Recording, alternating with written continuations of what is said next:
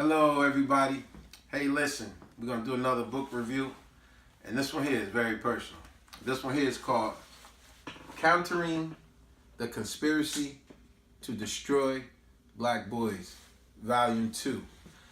Now, like I said, this one's personal, so for you educated viewers that got kids and about to have kids, trust me, watch this whole video. You're going to love it. There's going to be some personal things I'm going to put in here that actually happened to me, that are probably happening to your children, and that you can fix it. You know, like the old saying go, a wise man learns from their mistakes, but an even wiser man learns from another man's mistakes. So, I don't have volume 1 right now because this is one of them gems where, you know, you clean out your attic or your basement and then you come across, you're looking for one thing, you find something else. And I came across it, I said, oh, wow.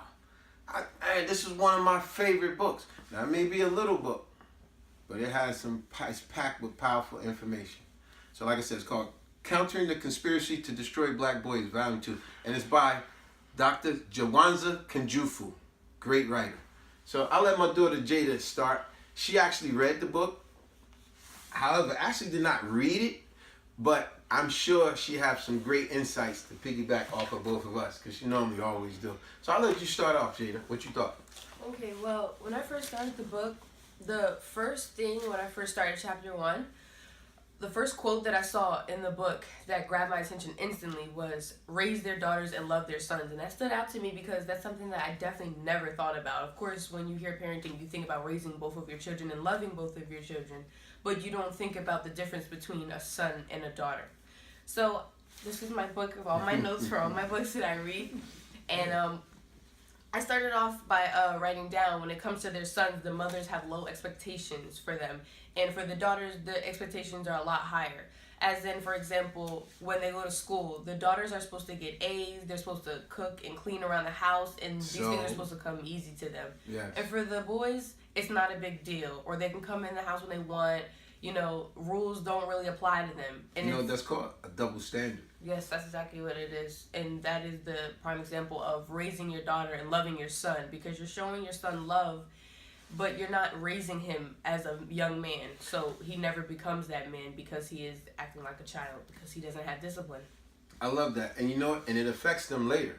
Like I said, you're going to love this book. And the reason it affects them later, because now this boy is normally, like you said, he normally is the one that the mother has low expectations, such as, oh, that's my son, I'm so proud of him. He plays basketball, football, or whatever the case may be. He's on the wrestling team. Oh, my son, he the man of the house, but ain't paying no bills, coming home with D's and F's, whatever the case may be. That's my son.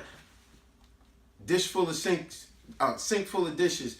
Oh, she tells the daughter, go get them, girl, go clean them dishes. But the son walks right by.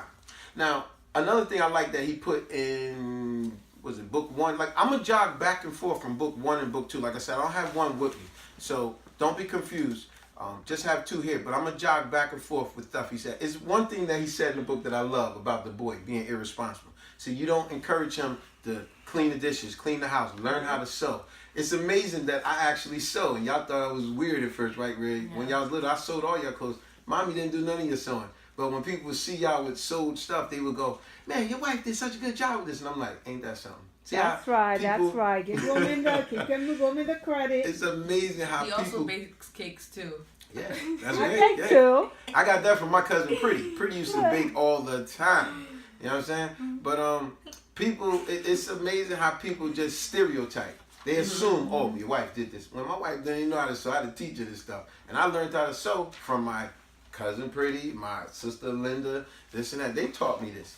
But yeah, it teach what I like that he put in the book where he said, you know, when the mother keep letting the son be irresponsible, don't do the dishes, don't think he got to clean up his room, hang out, come in late and all that. So one day, one of the mothers said, wash the dishes, and he didn't wash the dishes. I don't know if that was in book 2 or 1, but he didn't wash the dishes. So you know what she did? She taught him a lesson. The next day when dinner was ready, she got the dirty ass plate out the sink and go, you know, I'm about to serve your, she put the plate on the table and I'm about to serve your food. And he's like, whoa, that plate dirty. What are you doing? She said, nah, I told you to wash these dishes yesterday. You ain't washed them. So you know what? I'm about to serve all your food on this dirty plate. You know what? That made his butt get up and wash the plate because he want a clean plate with his food on it. See, sometimes you got to do stuff to inspire and encourage them. So I like that in the book. That was cool. That was one little thing. But what else would you say, or anything you gotta say? Well, so the big question in chapter 1 immediately was who is going to teach black boys to be responsible in white America? Because clearly their mothers, that's what they're lacking. So what it said specifically was blame white men for a portion of the problem, because what they like to always point the finger at white people as to why they cannot be successful and why they cannot achieve their goals, and that's not fully true. So, like I said, blame white men for a portion of the problem, but they do not determine if our boys wash the dishes or vacuum the carpet. That is your parents' job, and that is your mom's job in order to do that for you, especially if she's a single parent. That is not an excuse as to why you cannot raise your son to be a young man. Girl. Yeah, that's cool. Ooh. And you know what I'm going to add to that also? Think about it. A lot of irresponsible men go from job to job thinking that the job is replaceable, but not realizing that the job looks at him as you're replaceable. It's almost equivalent to saying, and I got this from the book, it's almost equivalent to saying a lot of men, believe it or not, women, these are facts, a lot of men are not afraid of commitment nor marriage. But you wonder why aren't a lot of them committed in a committed, stable relationship. It's just like that job thing. They look at it like it's expendable. The job is expendable. I get another job. But guess what? Your resume say you do not have stability. Therefore, I can't put too much trust in you. So, okay, that's why I said a lot of men, they are not afraid of commitment nor marriage. But let me explain to you. The things that they are afraid of is the responsibilities that come with commitment and marriage, such as caring, sharing. Matter of fact, I wrote this one down because I had to.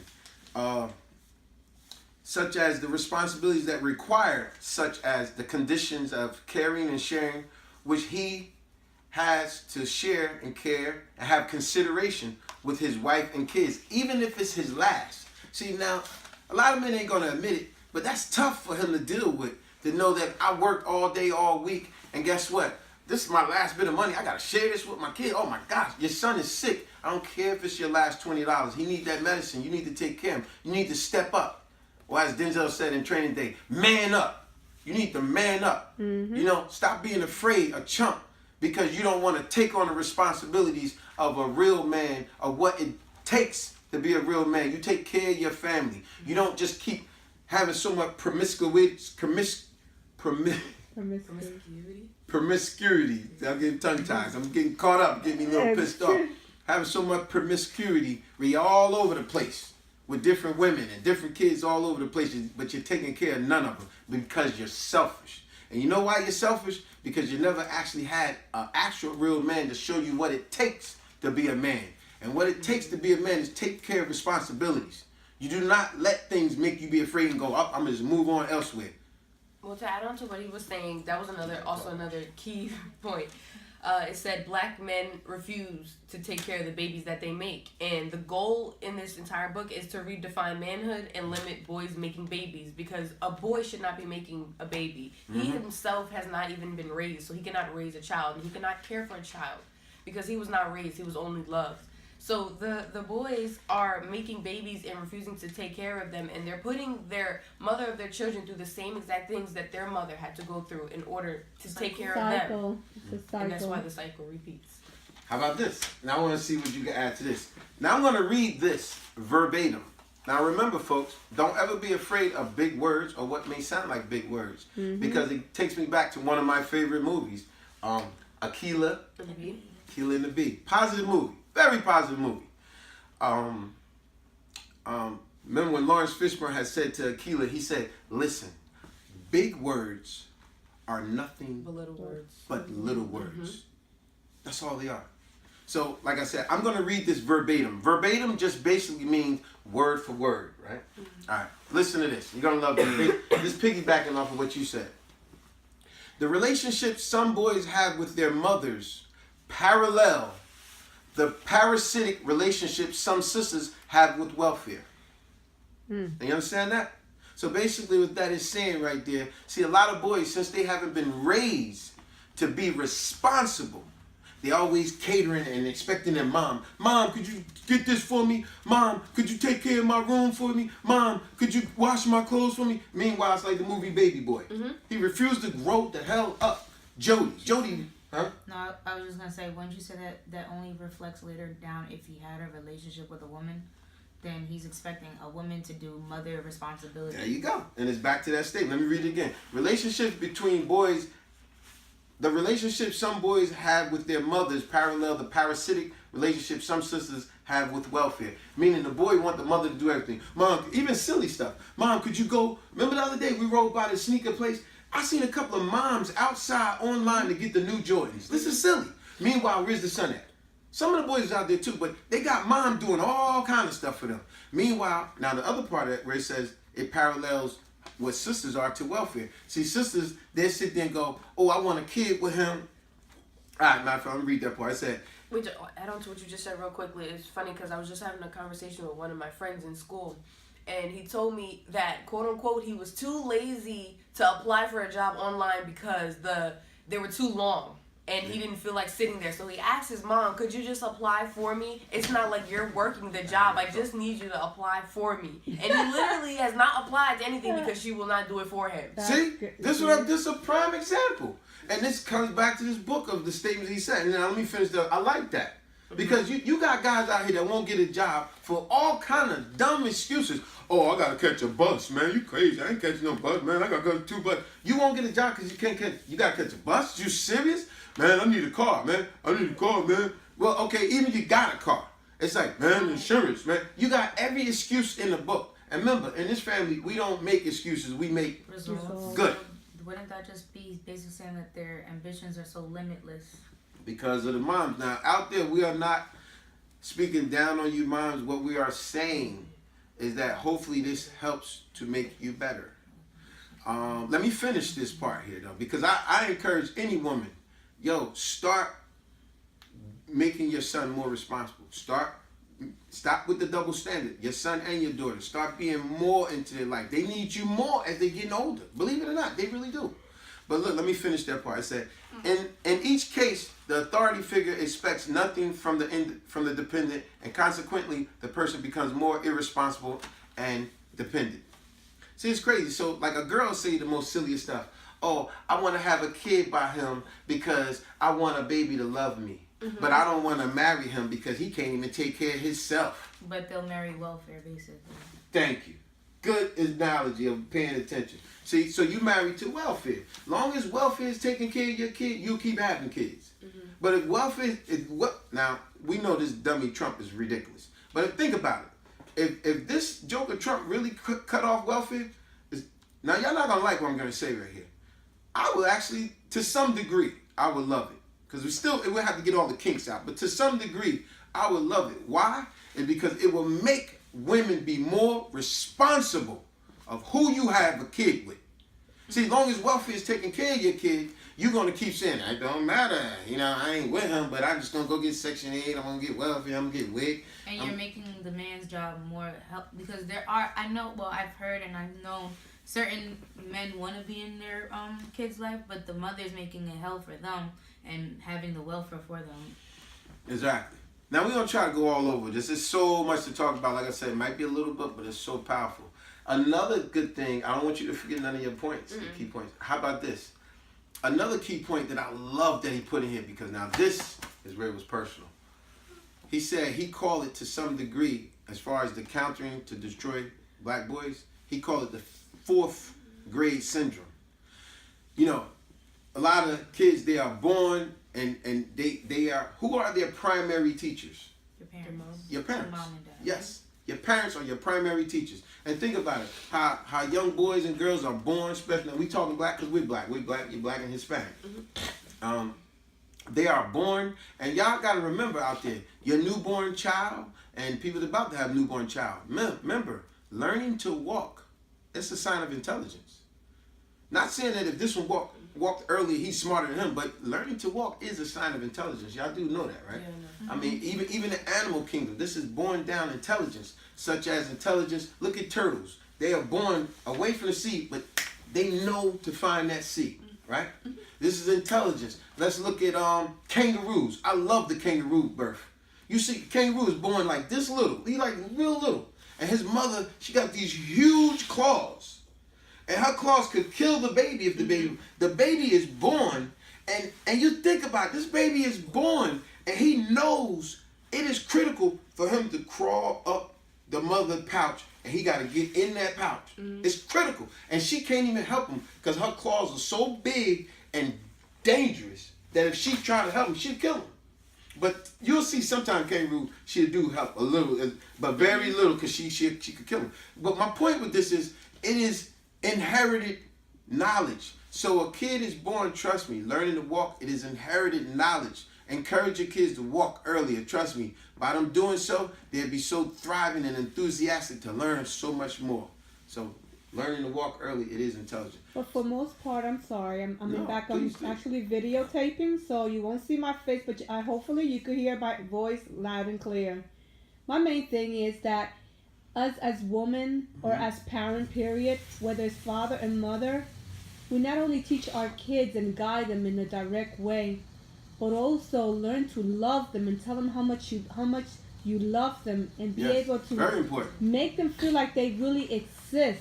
It's And very be important. patient with our kids because we can snap so quick because sometimes we don't have the patience. Sometimes we say But the wrong over- things, we don't really mean it, and Yes. we hurt our kids' feelings, you know. But exactly. it's just out of anger. But if that happens, you make it your due diligence to say the right things to fix it. Yeah, not only just teach them what they need to do so they can become better men and better women, but at the top is to have affection and love them and have patience. You got anything else you want to say? That's what I believe. I would just say I feel like always make 50-50 love, but I feel like the son, the black man should be more loved more because girls, Yes. we are more emotional. No, the book I says think see, it was more that the son easy, is though. loved while the daughter is raised. You understand? So in other words, she loved him and let him slide with all his responsibilities, but she's making the daughter be responsible with everything. But she's doing less love with the daughter. As crazy as that may sound, that is what's happening. And they got to change that. And then that's also another part why so many black girls grow up in the world to be so bitter because they weren't showed the love at home. Unlike their brothers, always showed with favoritism and so much love, and That's as a if he good doesn't have point. to do anything. So yeah. That's a good point. Yeah, I but like in that. most cases, not always like that. You got little boys that they be treated so rough and so, Yeah.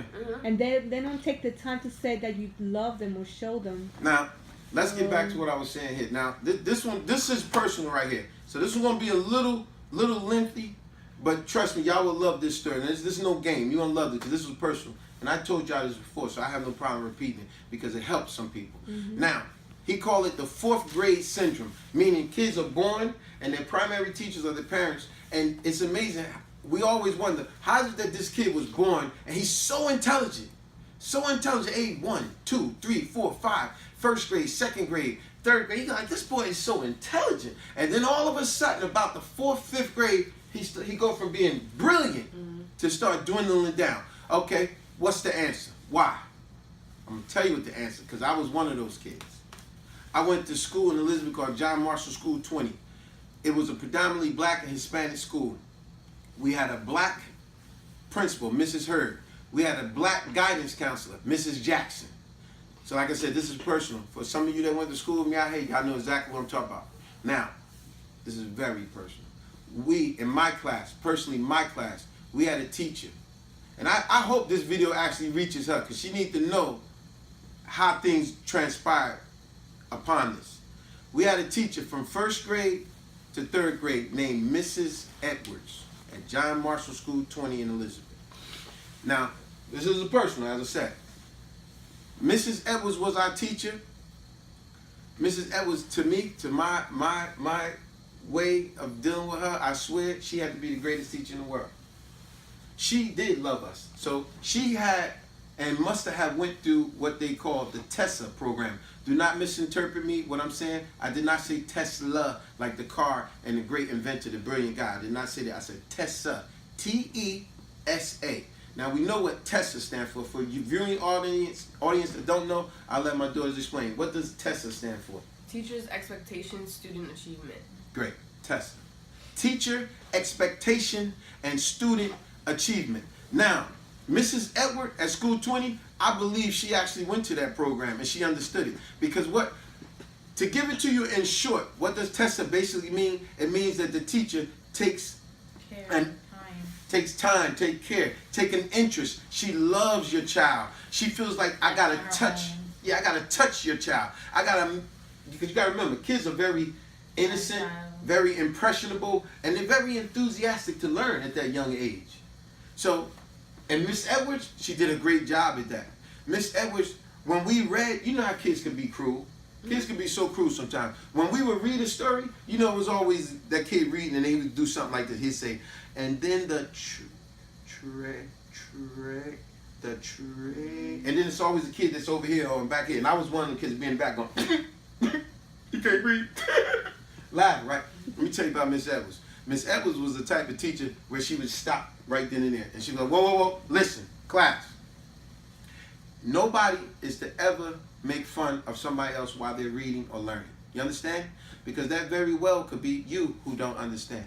What we are to do in this class is to uplift each other and help each other. But you do not make a mockery of one another. Y'all all brothers and sisters. And see how I mean about the Tessa thing? Mm-hmm. She made us feel loved. When she gave us a speech like this, she said, we are all brothers and sisters in here.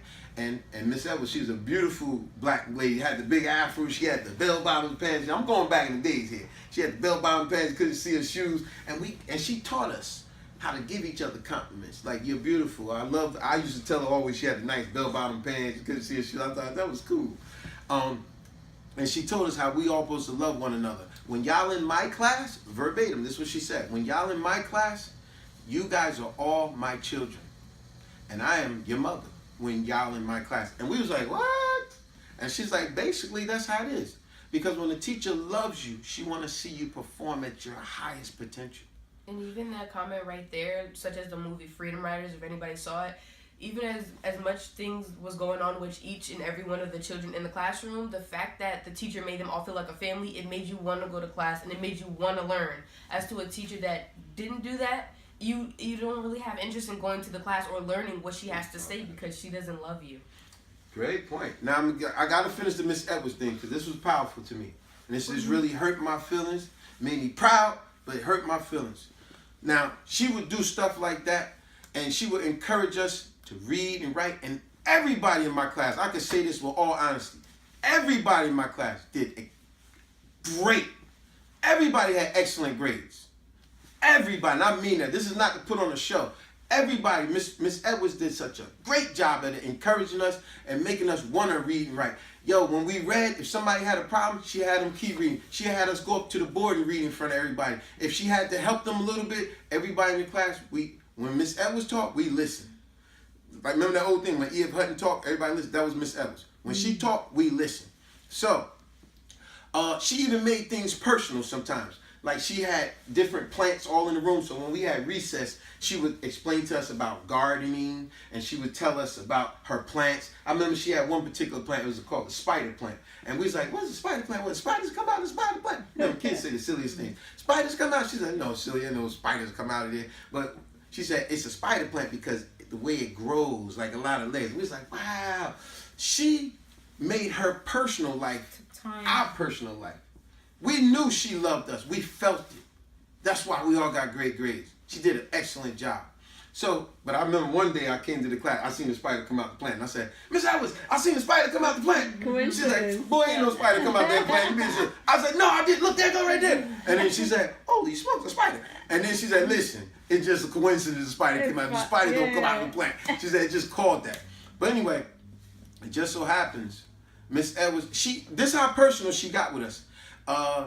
Next thing you know, she started getting roses at the job from a secret admirer. And every time she got the roses, do you know she read the secret admirer letter to us? Do you know that? You know how special that was? How special it made us? It made us smile the way you're smiling now. We felt special. Somebody is her secret admirer, and she's reading us the note. We're little kids. We was like, ooh, ooh, Miss Ellen, somebody like you, kissing in the tree. K-I-S, remember that, S-S-I-N-G. We used to say all that silly stuff. Roses after roses would come for her, and then eventually she met the guy. And she would tell us all of this during recess. Boy, we got good grades. We all got good grades.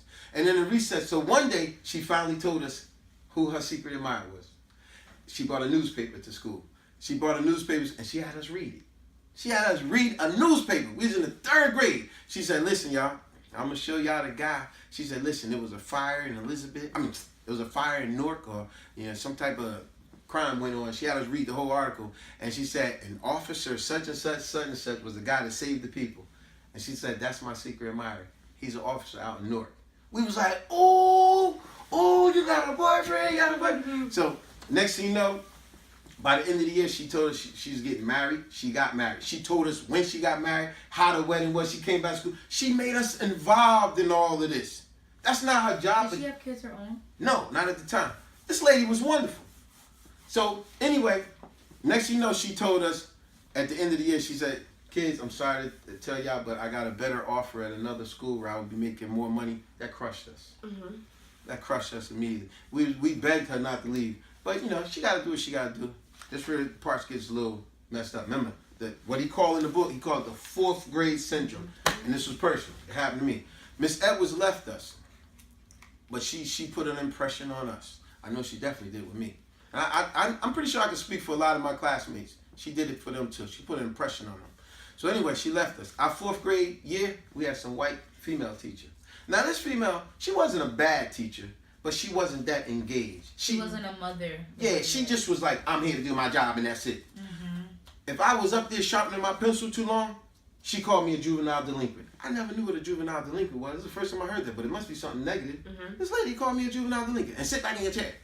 If we came out from recess and I took too long, she would grab me on the side and be like, what is your problem? Do you want to be a juvenile delinquent? Is that your problem? You want to be a juvenile delinquent? When you grow up, you going to be a juvenile? She used to always say this to me. And eventually, what would I do? I go, all right, Miss, I would go back to, trained thought. What Miss Edwards had us look in the dictionary right there. Let me look that up. Juvenile. This lady calling me negative things. Mm-hmm. You know what I'm saying? This shit hurt my feelings. She should have been reported though. Okay, you're right. You're absolutely right. It's a good question. So now, you know what happened? Throughout the whole year, the lady did her best. She just did do her job. I don't feel like I learned much in the 4th grade. All right, now we're going to the 5th grade. 5th grade come, we got a teacher called Miss Kavanaugh. Now I remember her name because it's something that happened in that class that I'll never forget. Now, Miss Kavanaugh, when we would be doing assignments, reading, guess what? Our class became a big joke. Everybody was always spending time cracking and joking on each other. In the book, he called it woofing. You remember that? Mm-hmm. Woofing. It's just an expression saying that when kids are cracking, yo, your mother's so fat, blah, blah, blah, blah. Yo, your father's so stupid, he blah, blah, blah, blah. All those stupid kind of jokes. And the rest of the class, all that silly crap, right? We used to do that in class all the time, Miss Kavanaugh. And you know what she'd be doing? Doing a crossword puzzle, drinking coffee. She didn't give a damn about us. And every now and then when we would read and somebody be laughing we read, she wouldn't correct them or nothing. She didn't do nothing that Miss Edwards did. We felt out of place. I remember on one particular day, we was doing like we normally do, joking and laughing, or as in the book he called it woofing. And then I guess this day she had enough. And then she got up, she said, all right, class, that is enough. That is enough. You're going to stop all this damn joking and playing around, okay? And right away, we responded just like kids. We said, ooh, the whole damn class said, ooh, you cuz, ooh. And you know what she said next? She said, you know what? You're going to stop acting like a bunch of little bastards. You're going to stop it. She did it just like that. And we was like, what? Yo, that hurt us. You know what I'm saying? And you didn't tell nobody. See? Yeah, did you tell your mom? See, well, I live Did my you tell the principal? We should have, and we did. That's the first thing y'all should have done. Y'all in the school, and y'all didn't ask to tell the principal. Like that hurt us. And so how did you guys look at her the next day y'all came? The respect was gone. It's like all that admiration we had and learning, it was as if it was dwindling. See, now remember, it goes back to the book. He called it the 4th grade syndrome. If the teacher went through the TESSA program, teacher, expectation, student achievement. None of these 2 white teachers had that. They didn't care about us. You know what I'm saying? The 4th grade teacher, I'm just here to do my job. I ain't got time. Look, y'all got it or you don't. Whatever, I got mine. I ain't worrying about you. And then Miss Kavanaugh, I'm doing my crossword, drinking my coffee, and smoking cigarettes outside. She didn't give a damn about us. So anyway, 5th grade, and towards the end of 5th grade, because I lived down Midtown at the time. Now this really gets crucial. It comes back to Miss Edwards.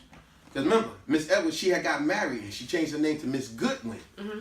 And before she left, we knew about that. She told her, I done changed my name, y'all. My name is Goodwin now. But remember, that was 3rd grade. 4th grade had the other teachers. 5th grade had Miss Kavanaugh. Now,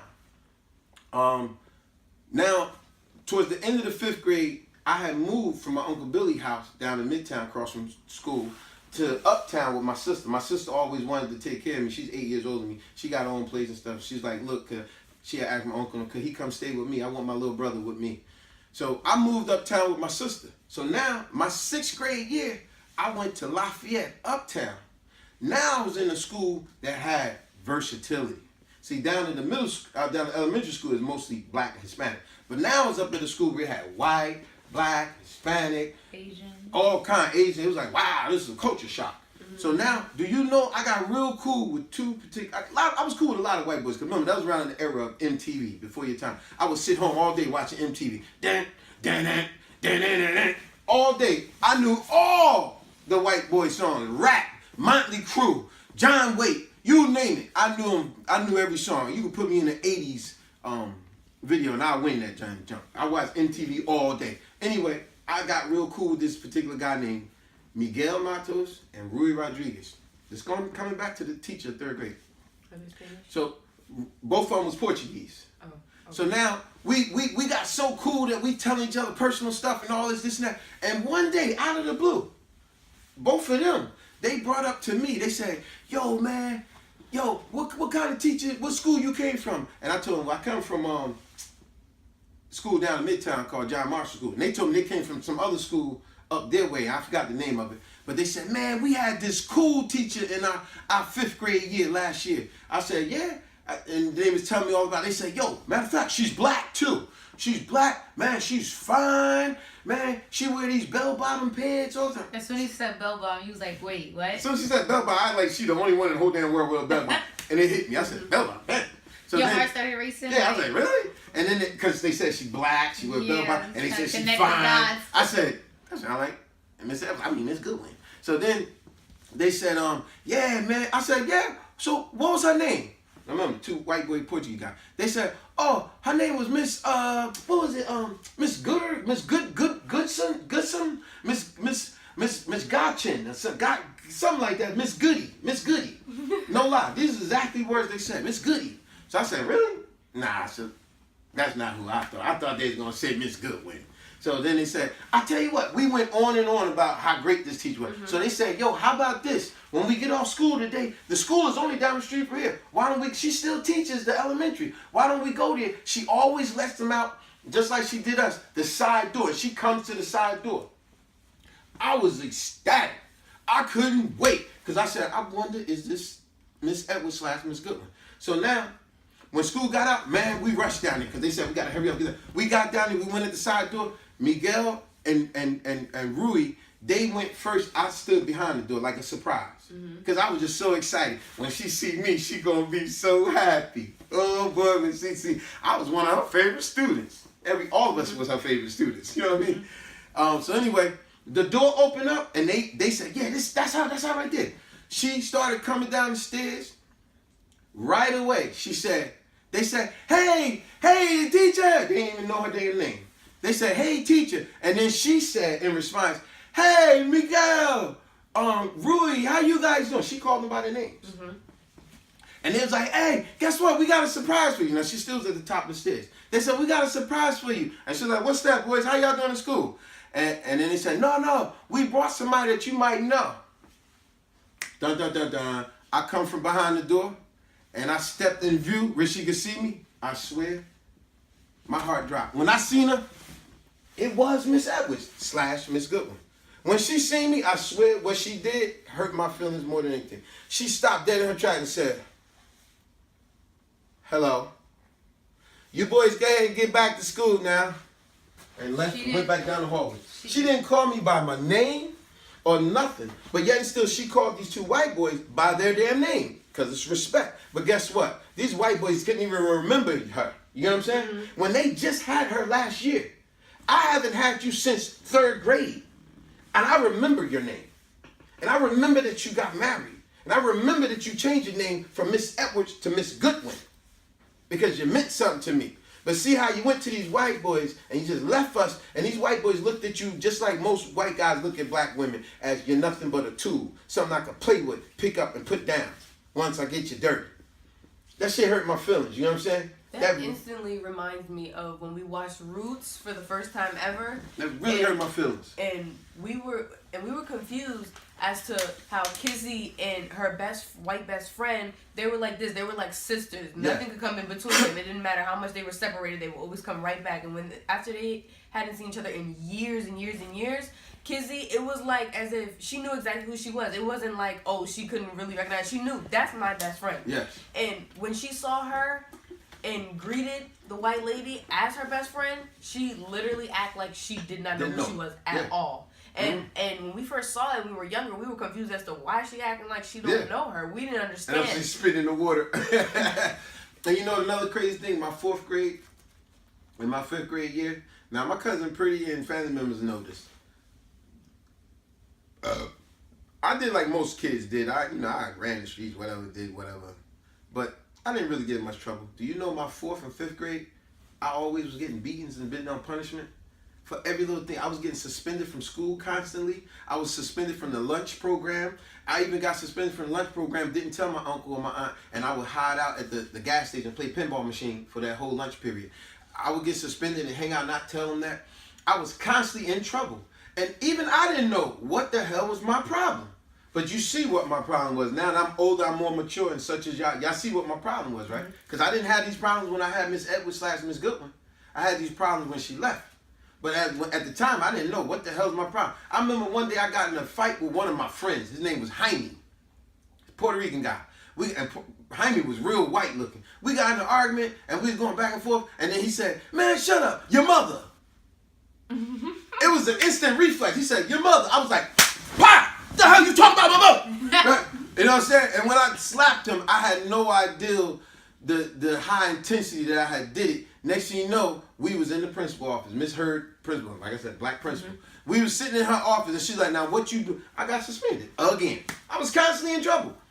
And she said, "What you boys in this office? What y'all done did?" And Henry, I'm just starting to hear so much stuff that you are just cutting up. I don't see what is your problem, young man. What is your... Now, what? Did you hit his face? Did you hit him? I was like, typical, She's like, "Look." And then she looked at Jaime. Jaime went like this. Yo, do you know my whole hand was right there on his face? It's like I couldn't even lie and say, "He's lying, he ain't touch him." No, my whole hand was literally right here because he was white as hell. You seen a red hand mark.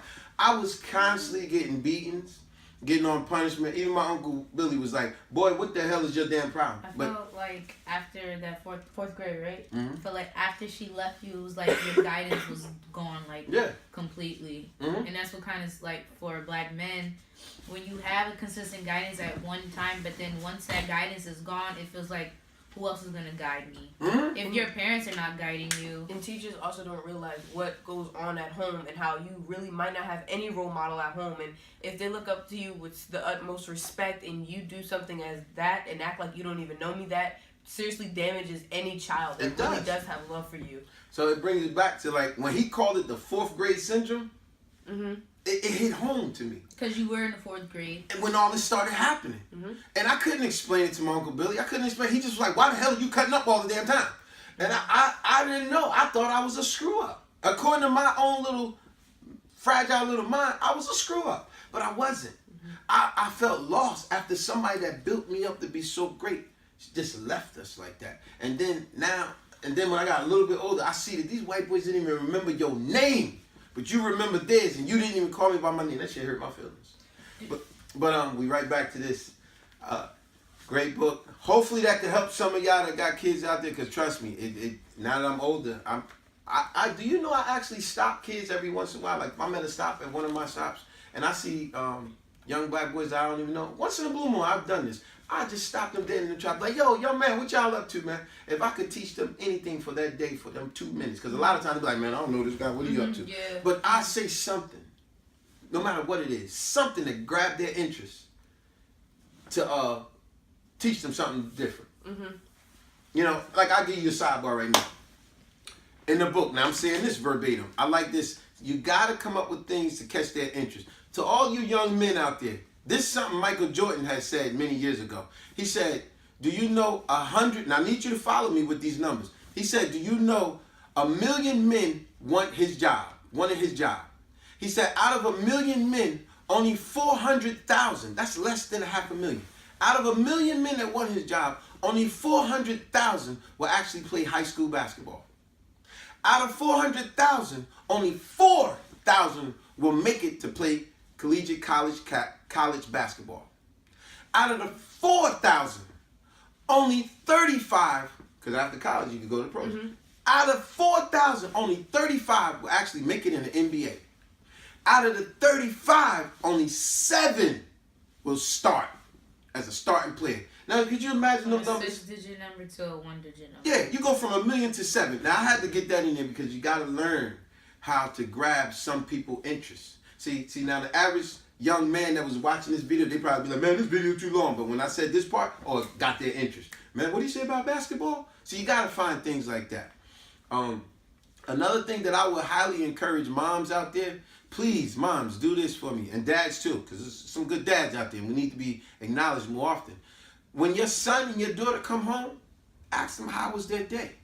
These things are important. Ask them how was their day.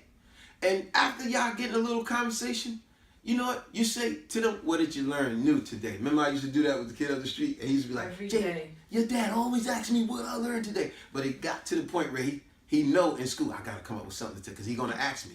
And you need to do this to your kids. You need to encourage them to be great, to be better than what they think is okay. And stop allowing them to give this type of answer for everything. You ask them a question, they go, I don't know. I don't know should not, matter of fact, I wrote that down. I don't know should not be a common accepted answer. You should be wanting to know. And if you don't know, you should ask to know. Help me to know. Remember, like the old axiom goes, you're not a fool if you don't know, but if you don't know and you like to know. But you are a fool if you don't know and you act like you know. All right, so, another very important thing, like I said, you need to really encourage learning. Ask your kids how was their day, what did they learn new, and encourage it. Sit at the dinner table with them. Moms, dad, please stop making dinner and you go to your room and eat your food and they go to their room and eat their food. No, eat together, talk together. You know what I'm saying? This will encourage them to talk and interact with you more often. And it's very important to tell your kids, who are you? Think about it. It's very important. Who are you? You know what I'm saying? Like, you guys know you're both Queens. You're queens. And you're both also, as far as ethnicity. Puerto Rican and black. Yes. Now, here's another thing that I really don't like. And he mentioned this in the book. Anytime, jump in, please. Where he says, who are you? Do you realize the average black person really don't know who they are? They say that they Afro-American. But let me break this down to you. The German guy that lived up the street, when I asked him what's his background, you know what he say? I'm German. The guy living around the corner that's Italian, you know it? When I asked him, I go, yo, so what's your background? You know what he say? I'm Italian. Why? Land-based. Not See, Italian American. he don't say I'm Italian American. The other guy don't say I'm German American. The Chinese guy at the store, he don't say I'm Chinese American. So why black people gotta say I'm Afro American? Let me run it down to you. In other words, back in the days, they used to call black people niggers, right? And see, the slaves just accepted that. But only a white person could take a name that is so positive, because the original word was called Negas. Negas meant Ethiopian king. It meant it was a word of prestige and honor. And you must know that. You must know your culture. I said this with the Black Panther video. You must know your culture. The word Negas really meant, and it still does, it meant Ethiopian king. And we do know the whole continent of Africa at one time was considered Ethiopia. So only a white person could take a name that is so spoken of high prestige and turn it to something ugly. Now everybody say niggas. Yo, so we call black people niggas. Then we go, okay, they don't want to be called niggers no more. Let's just call them Negroes. Because it's in the dictionary, it says Negroes is black. Okay, and then after time, we accept that, okay, you know, you Negroes got to go over this way, and you know Negroes over here. We accept that bullshit. Everything they give us, we just accept it. So then we go from Negroes, okay, y'all don't want to be called Negroes no more. We're going to call you colored. Okay, are you happy? You're happy now? We're calling you colored. You know, so now we being called colored, and we accept that. Then when we get tired of that, then they say, okay, we're not going to call you colored no more. We're going to call you black. then we accept that. And it's like, man, these black people are never satisfied. We're going to call you Afro-American. You happy now? See, everybody else get called the land-based. Even my Italian friend, he's born here in America. His parents born here in America. The grandparents born in Italy, but he still say, I'm Italian, period. Not Italian America. I'm Italian, I'm Italian. That's my lineage is from Italy, but I'm born here in America. So, any of you ask me, I'm African. I don't know what you're talking about. I'm African, period. So, my point with that is land-based. Do you see any land, like the German? He say he's German because he's from Germany, the land. The Chinaman, he say he's Chinese because he's from the land of China. That's the same thing as if a black person was born in China or in Italy. We're not Italian because we're born there. Or we're not Chinese because we're born in China. We are African. So because we're here in America, they want to stamp their name on everything that black people are. So now we become African American instead of just African. Game. Look at you. You're on your A game. Wakanda forever. You're on your A game. What's up with you, man? You're slipping. You normally be on your A game. What's up with you, dog? But anyway, let's go back to what I said. You ever hear any land-based called nigger land? Negro land? Color land? Black land? Afro-American land? No, so you are African. Get used to saying to your kids, I'm African. With a lineage, my ancestors are from Africa. And your history did not start from some doggone slavery. We built the pyramids, as he says. We built the damn pyramids. How now we in the projects? So you got to teach your kids culture. It's very important. But I must... Not just culture. You got to also teach them with guidance, but not guidance with anger. You make anybody feel like, oh, you're discouraging your sons, but mainly your son, like you're teaching them the right way, but it depends on how you talk to them. Yeah, and see that whole thing also, he talk about destroy them as a boy, therefore they'll never become a man. So remember, moms and dads, if you keep letting your son get away with sewing, cooking, cleaning, being responsible, he'll never be a man. That's why when he get with these girls out here, he want to go from girl to girl to girl. Don't take no responsibility. Have kid after kid after kid, no responsibility, because it's never been taught to him the right way. It's important. Ask them how was their day. Ask them what have they learned differently. Have family structuring conversations. Make them be accountable for their actions. And that means even sexually. Make them be accountable. You know what I mean? Very important things. And remember what testament. Teacher, expectation, student achievement. Student achievement. The other thing I wanted to say, remember, it's easier to educate than it is to incarcerate. So that goes to the old adage that says, you either gonna pay me now or you're gonna pay me more later. So it's better to put more time into your kids while they're young, opposed to them getting older and now they gotta be locked up. He used the terminology such as, you could either teach your kids so they could go to Penn State, or they screw up in life and they go to the state pen. Now we know Penn State's a racist ass college, so but it was a terminology behind that. But basically lead them in the right way. And another thing I want to say, this was a very crucial thing. With the brain, you got your right hemisphere of your brain, and then you got your left hemisphere of your brain. Now your right hemisphere is normally stuff with like holistic stuff such as good with music, good with sports, good with physical abilities. And they always try to make it look like, black people use more of the right side of the brain. That's why they're so athletic and so good with stuff. This is silly. And then the left side of your brain is more analytical. Now remember, analytical, don't be afraid. It goes right back to, like I said, one of my favorite movies, Akeelah and the Bee. Like I said, big words are nothing more than small words. You got to break them down. Analytical is nothing more than analyze. Analyze to break something down. You understand? So the left hemisphere of your brain, it deals more with breaking things down, dealing with math, science, reading. So they try to come up with this analogy back in the days talking about, black people use more of the right side of the brain. That's why they're so good at sports. Whereas white people use more of the left side of the brain. That's why they're so smart. That's bull crap. If you gave them both the same equal opportunities, you'll see that black kid will more than likely outperform the white kid. So let's knock it off with that crap. Now this is not a racial thing. We just spewing facts. And it's not a thing. I think I'm better than you. You know, now we're gonna go to Madagascar. Remember, I like, what was it, the lemur? Remember the lemur? It ain't though we think we're better than you, but we're better than you. That was so funny. But nah, this ain't a thing of racial or that we trying to spew hate. Cause no, we don't do that. This is supposed to be a positive video. Please do not take this the wrong way. We just stating if you give kids equal opportunities, whereas history has always made the black guy like the criminal, redlining housing, poverty areas, you know, giving them, you know how many schools shut down in black areas? All of a sudden the funding run out. And the white teachers run out, and then the funding run out. But the funding don't run out in the white areas. They getting better opportunities all the time. So I'm gonna go back to that. Oh, so like I said, right hemisphere of your brain is more like music, sports, and physical abilities. Left hemisphere is more analytical, such as math, science, reading, able to problem solve. You know, such as, like I always love to say to you, I'm a think tank. I remember I was reading a book many years ago, and I was like, what is a think tank? That must be some kind of machine or something like that. And then the more and more I said, you know, let me do what Miss Edwards taught us. Look it up. And when I looked it up, basically problem solving. So think about it. If a person like LeBron James could be so good at sports, then that means he has the energy to be good at analytical things too. Because both things take hard work. It takes hard work to be smart. It takes hard work to be athletic.